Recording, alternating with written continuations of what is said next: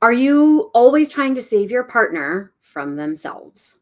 Right? Do you feel like you need to be in control of the relationship at all times in order to make it go well? Um, and if that's the case, then you might identify as a rescuer in love. And so it's easy to get caught up in the rescuing mentality when it comes to love. We want to save our partner from their own pain and make them feel happy. And while this might be a noble thing to do, it can become harmful both to you and to your partner. If you want a healthy and fulfilling relationship, it's important to learn how to stop being a rescuer. It's important to learn how to turn off that rescuer voice inside of you and start attracting lovers that are going to show up as an equal partner to you, right? So the first question we might ask ourselves is, well, how do you stop rescuing a partner if that is how you've been taught to show up in love? So, we're going to explore a case study, an archetypal case study, and offer some tips for how to reframe the rescuer's narrative and, in doing so, step into your power. So, more specifically, we're going to identify the signs of rescuer behavior and why we do it in the first place. We're going to debunk several sacrificing myths and what we might call codependent thinking, right? We're going to demonstrate how sometimes you have to be the bad guy in order to love someone unconditionally. And we're going to provide 5 empowering affirmative statements for you to be able to let go and move on. Okay. So by the end of it, you're going to be able to recognize when you are slipping into the rescuer mentality and put the kibosh on that ASAP.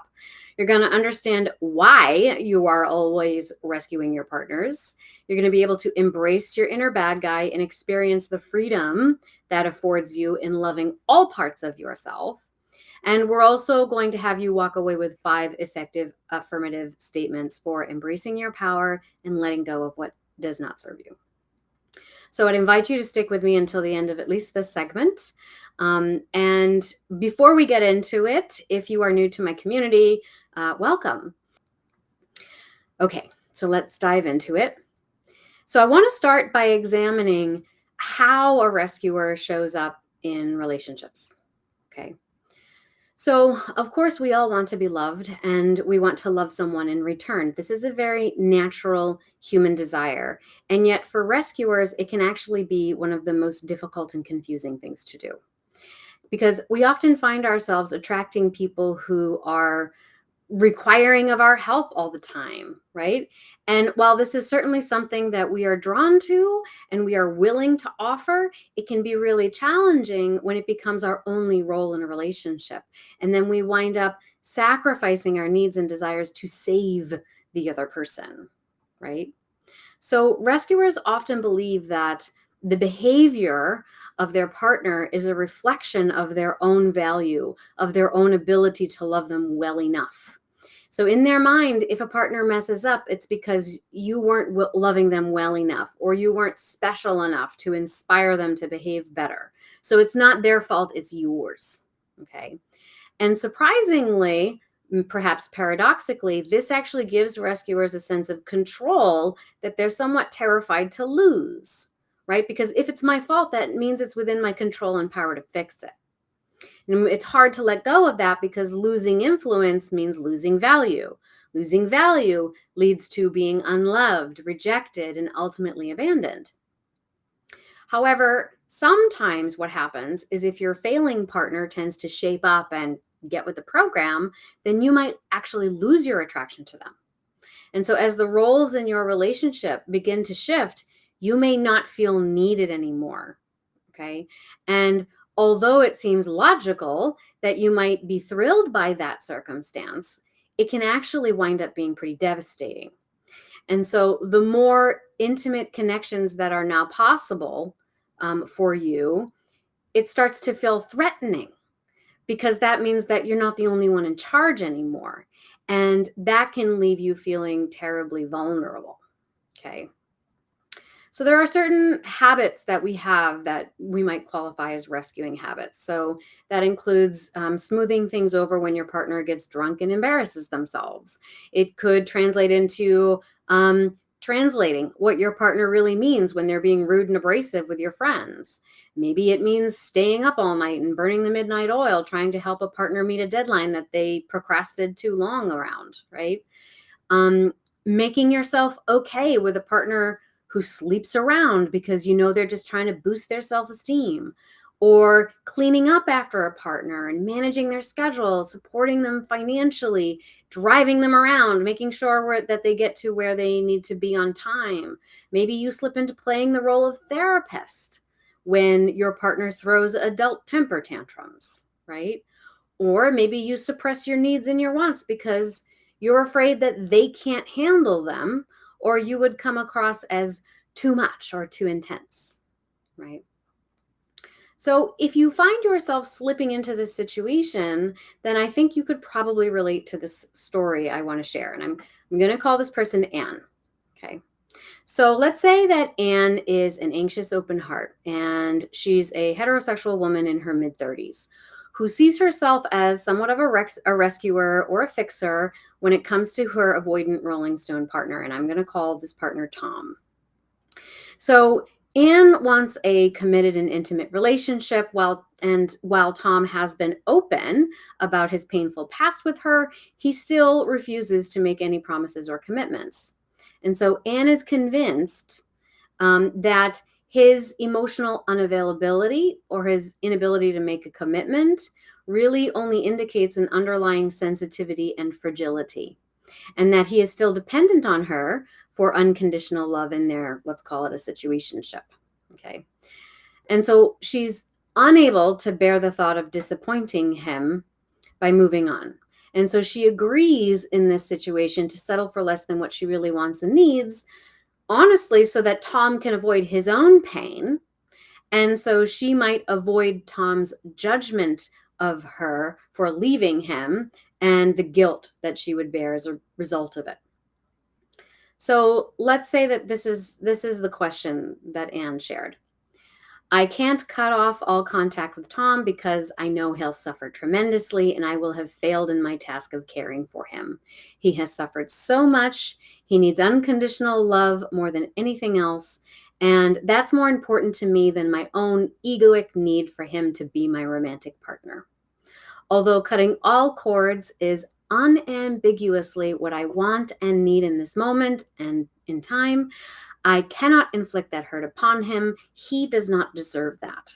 I vividly imagine the judgment that he would feel towards me having left him at his most vulnerable, and that his attachment to me will fade and decay.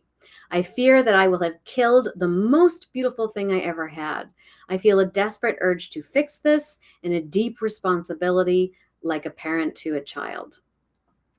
Now, I just want to pause for a moment and ask those of you that are watching this, whether it's now or on the replay, do you connect with Anne's concerns?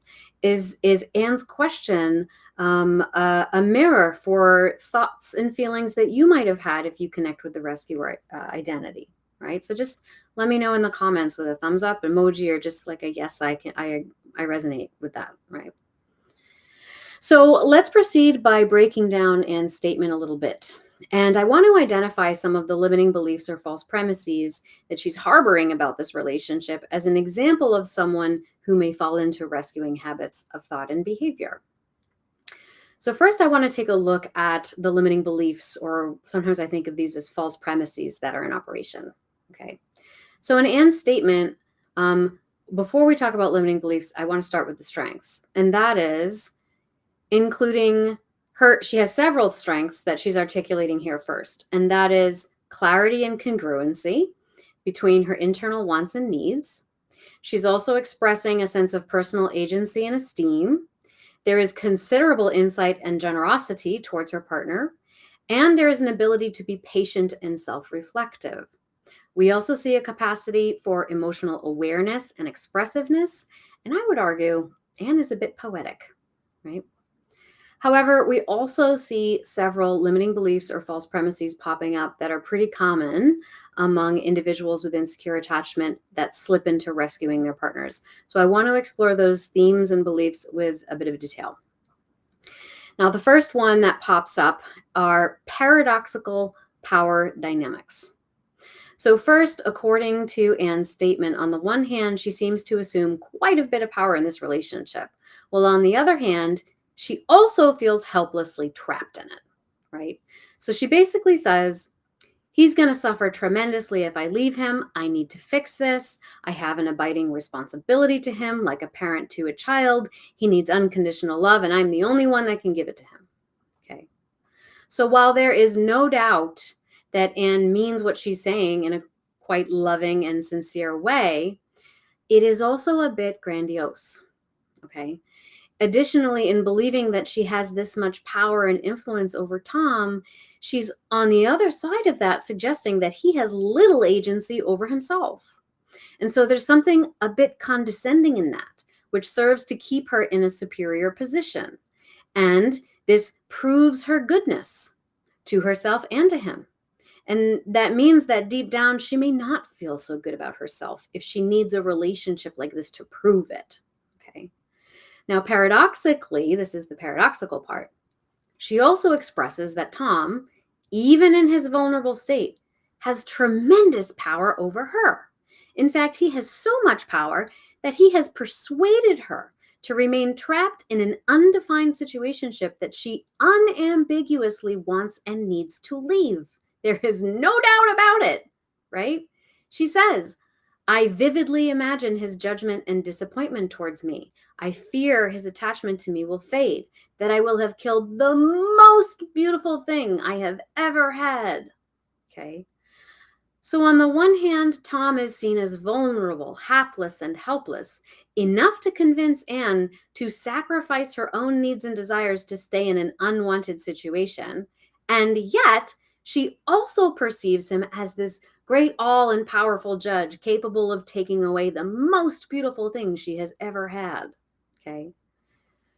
So this allows us to deduce a few other false premises that are probably operating beneath the surface. And the next one has to do with what we call splitting. Okay, so let's talk about splitting. Now we see Anne splitting things into two extreme camps, including good and bad, deserving and undeserving, worthy and unworthy, powerful and helpless. Okay, and this reveals the presence of a harsh inner critic, which then creates and reinforces these kind of splits. So externally, this can evolve into a savior-victim dynamic, or as Anne describes it, a parent-child dynamic. But the truth is, in adulthood, it's hard to find someone that is all good or all bad, all powerful and completely helpless. And if Anne could integrate this understanding, it would relax the inner critic and give her more freedom to assert herself without becoming a surrogate parent to her lover, right? Because that's not the role you want. Okay. So that clues us into the next point, which is diffuse boundaries. So the next thing we see are diffuse boundaries, or we might call these enmeshed or merged boundaries, which means there's a lot of confusion about what energy belongs to her and what energy belongs to him. And so their feelings and their senses are getting all mixed up together. So for Anne, this has led to taking on more than what really belongs to her. So in other words, Tom's pain is her pain. So she will suffer on his behalf to either earn his love and or to justify her goodness and her worthiness to her own inner critic. And this helps us to understand then why Anne would equate love with a measure of self-sacrifice and suffering, right? And that leads us to the next false premises, which is extremely popular among individuals with insecure attachment, and that is suffering earns love. Okay, so let's look at suffering and love. So Anne seems to believe that in order to be truly loving, unconditionally loving, you have to suffer for it because that makes you deserving. So in this case, Anne thinks it makes Tom worthy of her complete self-sacrifice, right? She demonstrates this when she says, he has suffered so much, he doesn't deserve the pain he'll feel if I leave him, which is the same thing as saying, he's suffered so much and now I owe it to him to stay. He's earned it. His suffering means that he deserves me and I have to give myself to him, right? In whatever way he'll have me. even if I don't like it, right? And so in suffering for Tom, Anne is now earning the approval of her own inner critic, which is going to reward her by alleviating the guilt and shame over her own suppressed, repressed desire for autonomy, which she, remember, unambiguously wants and needs right now. Okay. So this leads us to the next one, which is an inflated sense of emotional responsibility. Okay. So diffuse boundaries also lead to confusion around emotional responsibility in a relationship. So in Anne's case, her sense of emotional responsibility is inflated. And this is evidenced by her fantasy that her presence or her absence is essential on a fundamental level to the optimal survival of Tim's inner emotional life.